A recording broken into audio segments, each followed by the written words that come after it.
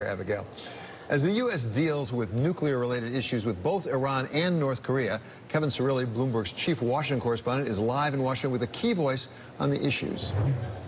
Thank you, David. We're here with Norm Roule, a senior advisor with United Against Nuclear Iran and a former senior CIA intelligence officer in the Middle East. It's been about a week, Norm, since President Trump announced that he's withdrawing from the Iran nuclear disarmament deal. What reaction are we seeing in the energy sector? Well, European and Iranian rhetoric aside, the reaction has been significant, severe, and entirely unsurprising.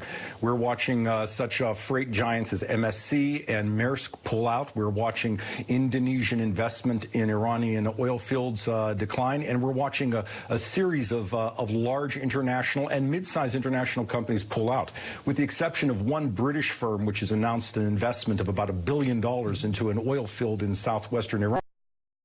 Iran has had a lousy week for investment. I want to push back gently in the sense that just within the last 24 hours, we've heard from the European Union threats of trade retaliations against the United States. Should we call their bluff, or what should we make of that? Well, again, European investment in Iran is about $10 to $20 billion overall. To risk the massive exposure that they would follow with sanctions against the United States just does not seem logical to protect such a modest amount of investments, particularly when companies are walking away from the market themselves. Meanwhile, we also had this switch of embassies in Israel, and we've seen the escalation of fighting between the Israelis as well as the Iranians in Syria.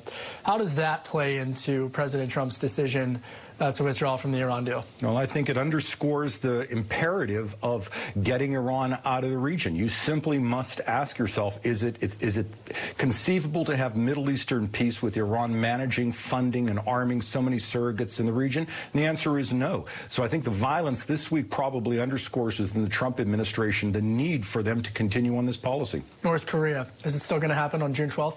I believe so. The announcement from the North Koreans this week is probably a reflection of two things. First, they had to say something in the wake of the Libya comments from the National Security Adviser. There's been some propaganda from South Korea that has been deemed as unsatisfactory by the North Koreans, and the U.S.-South Korean military exercises. At the same time, the North Koreans need the financial relief that talks will provide.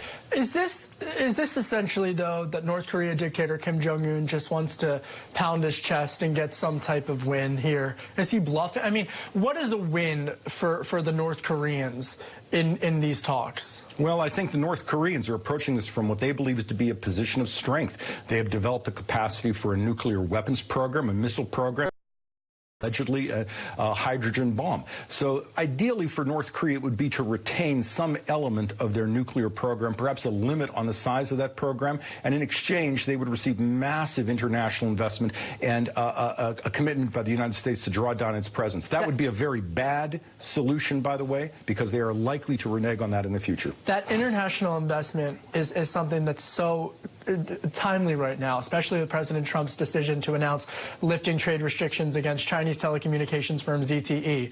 Do you think that potentially is a good move, a bad move, because they've done business with Iran, with North Korea? Is this a way to say, hey, North Korea, you could get some telecommunications infrastructure with ZTE if you denuclearize? Well, I'm not sure that ZTE is part of the Trump administration's strategy for North Korea, but it is easy to say that for the Chinese, they need some sort of large voice in what happens in North Korea. For the Chinese, an ideal solution is a North Korea which is sufficiently weak that it cannot start a regional war, disruptive, but at the same time not so contentious that it can start a regional war, but at the same time not so weak that it would collapse and bring either U.S. troops on the Chinese border or the effective and efficient South Korean state against their economy and, again, on their border. Bottom line before we go, Iran, you're the former top CIA analyst who led all of the Iran analysis until last fall. Is Iran more powerful or less powerful without the U.S. and the Iran deal? It is growing weaker each month as European investment declines. Norm Roule, we're going to have to leave it there. Thanks so much for coming on to Bloomberg. Fascinating to hear your insights. Sherry.